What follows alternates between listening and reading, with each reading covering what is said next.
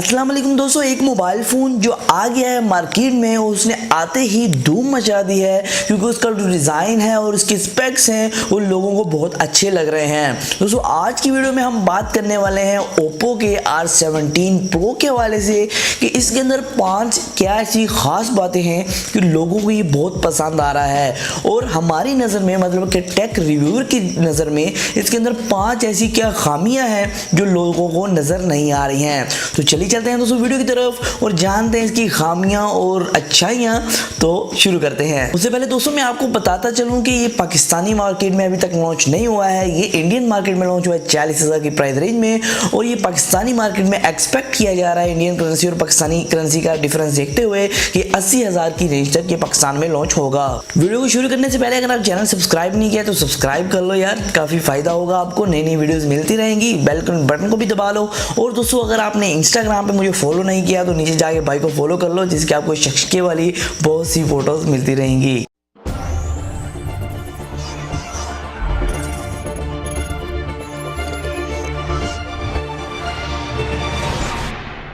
दोस्तों पहले जान लेते हैं प्रोज के वाले से मतलब कि अच्छाइयों के बारे में, बाद में बुराई के बारे में जिक्र करेंगे। दोस्तों पहले इसके अंदर बहुत अच्छी बात यह है कि इसके अंदर आपको जो डिज़ाइन मिलता है बहुत ही कमाल का मिलता है, हट के मिलता है। हर किसी मोबाइल फ़ोन से आज तक आपको कोई ऐसा फ़ोन नहीं देखने को मिला है जिसके अंदर आपको मेटल बॉडी डिज़ाइन मिले, मतलब कि मेटल बिल्ड मिले और उसके ऊपर भी आपको ऐसा ज़बरदस्त पैटर्न देखने को मिले। लेकिन ये जो मोबाइल फ़ोन है मेटल बिल्ड के साथ साथ आपको एक बहुत अच्छा डिज़ाइन प्रोवाइड करता है, बहुत अच्छा आपको कलर प्रोवाइड करता है जो कि आपकी नज़रों को बहुत लुभाता है और आप कहते हैं कि भाई यही फ़ोन लेना है। दोस्तों यहाँ आपको ट्रिपल कैमरा का सेटअप मिलता है, लेकिन आप सोचेंगे भाई ये कौन सा प्रो पॉइंट है, आजकल तो हर मोबाइल के अंदर आपको ट्रिपल कैमरा का सेटअप मिल रहा है। लेकिन दोस्तों ये जो ट्रिपल कैमरा सेटअप है वो अलग है। इसके अंदर आपको तीसरा कैमरा मिलता है TOF सेंसर। ये एक 3D सेंसर है जो आपकी मदद करता है 3D इमेजेस बनाने के लिए। आप अगर फ्यूचर की बात करें, फ्यूचर है होलोग्राम्स का, 3D इमेजेस का, जहाँ आपकी पूरी 3D इमेज बनी होंगी और आपको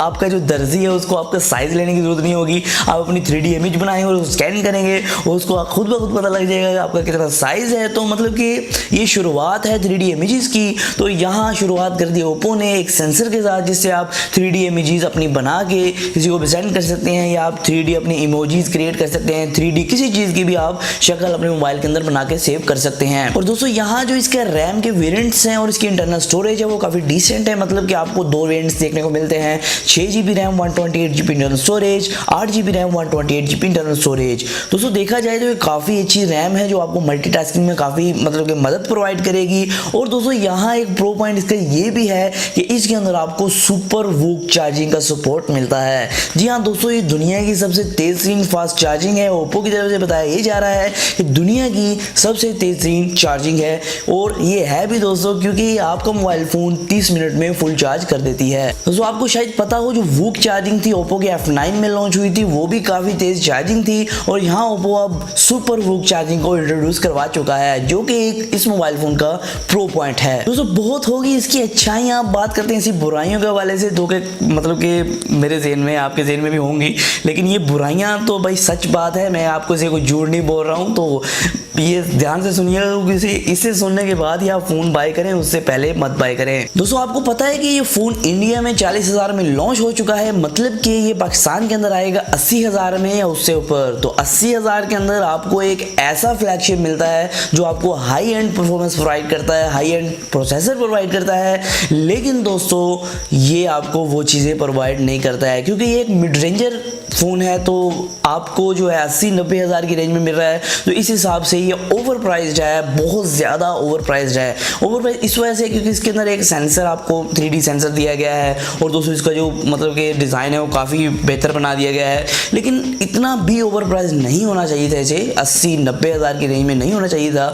ये डिवाइस थी ज़्यादा से ज़्यादा 50 या 60 हज़ार की रेंज की। दोस्तों इसके अंदर आपको किसी भी किस्म का वाटर या डस्ट रेजिस्टेंट का ऑप्शन नहीं मिलता है, मतलब कि आप इसको वाटर या फिर मिट्टी से बचा नहीं पाएंगे। ये भी इसका एक कौन है, एक बुरी बात है क्योंकि आपको जो है कम से कम 50,000 की रेंज से आपको जो फ़ोन के अंदर है वाटर और डस्ट रेजिस्टेंस का ऑप्शन मिलना शुरू हो जाता है, लेकिन आपको यहाँ किसी भी किस्म का वाटर रेजिस्टेंट का ऑप्शन नहीं दिया गया है। और दोस्तों एक और मैं बात आपको बताता चलूँ कि इस फ़ोन के अंदर आपको वायरलेस चार्जिंग ऑप्शन नहीं दिया गया, आप उस फ़ोन को वायरलेसली चार्ज नहीं कर पाएंगे। तो ये भी उनके लिए एक कौन है, उनके लिए एक खामी है जो कि अपने फ़ोन को वायरलेसली ही चार्ज करते हैं, वो तार लगाते ही नहीं है। क्योंकि मैंने कुछ ऐसे भी लोग देखे हैं जो अपने फ़ोन को वायरलेसली चार्ज करते हैं, वो तार लगाना बार बार उतारना पसंद नहीं करते हैं। और जैसे मैंने आपको दोस्तों बताया, इसके अंदर जो स्नैपड्रैगन का 710 प्रोसेसर है, जो लेटेस्ट मिड रेंजर है, ये लेटेस्ट फ्लैगशिप नहीं है, लेटेस्ट मिड रेंजर प्रोसेसर है, उसका इस्तेमाल किया गया है। दोस्तों आपको शायद पता हो, जो ओप्पो का फाइंड एक्स आया था पाकिस्तान के अंदर, वो फ्लॉप हो गया था। इसकी वजह यही थी कि वो इतनी प्राइस के अंदर आया था कि लोग उसे बाय नहीं कर सकते थे, क्योंकि वो एक फ्लैगशिप तो था, लेकिन उसके अगर हम मुतबादल देखें तो इतनी रेंज, इतने मोबाइल फ़ोन अवेलेबल थे कि लोग उसकी तरफ जा ही नहीं सकते थे, क्योंकि वो इतने अच्छे स्पेक्स नहीं दे रहा था उस रेंज के अंदर। तो यहाँ फिर से वही चीज़ दोहराई जा रही है, आपको स्नैपड्रैगन का 710 प्रोसेसर दिया जा रहा है जो कि एक मिड रेंजर प्रोसेसर है। और आपको ये जानना ज़रूरी है कि ये जो प्रोसेसर है, ये स्नैपड्रैगन लेटेस्ट तो लॉन्च किया है, लेकिन जो इसके पहले मोबाइल फ़ोन लॉन्च हुए हैं, अगर आप किसी भी कंपनी की बात करते हैं, वो इस रेंज के अंदर आपको स्नैपड्रैगन का 845 कम से कम प्रोवाइड कर रहे हैं, जो कि एक फ्लैगशिप प्रोसेसर है।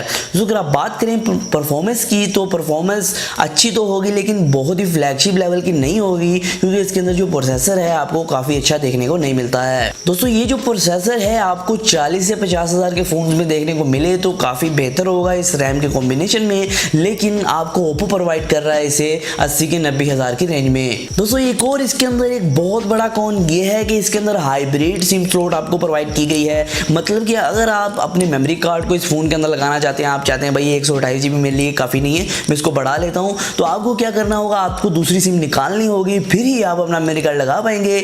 अगर आप मतलब कि कुर्बानी दे सकते हैं दूसरी सिम की, तो फिर मेमोरी कार्ड चला लें, वरना फिर गुजारा करें, मतलब कि ठीक है, ओके। दोस्तों ओवरऑल अगर मेरे ओपिनियन की बात करें कि ये फ़ोन कैसा होने वाला है, दोस्तों पाकिस्तानी मार्केट के अंदर मुझे नहीं ख्याल कि ज़्यादा सेल होगा। अगर सेल होगा भी, इसका एक रीज़न होगी, वो इसका है डिज़ाइन।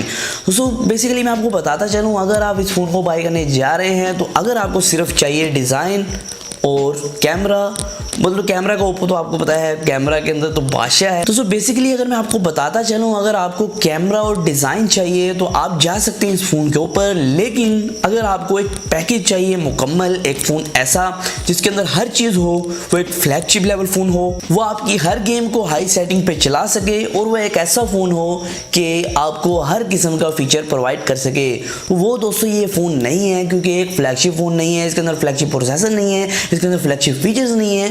तो आगे फैसला आपका है कि आपने डिज़ाइन चूज़ करना है कि परफॉर्मेंस चूज़ करनी है। दोस्तों आज की वीडियो में सिर्फ इतना ही था, मैंने आपको बताना था ओप्पो R17 Pro के बारे में। दोस्तों अगर वीडियो पसंद आई तो वीडियो को लाइक कीजिएगा, शेयर कीजिएगा। दोस्तों आज की वीडियो में सिर्फ इतना ही, फिर मैं नई वीडियो के साथ, अल्लाह हाफिज़। दोस्तों वीडियो पसंद आई तो सब्सक्राइब कर लें और इंस्टाग्राम पे फॉलो करना मत भूलिएगा।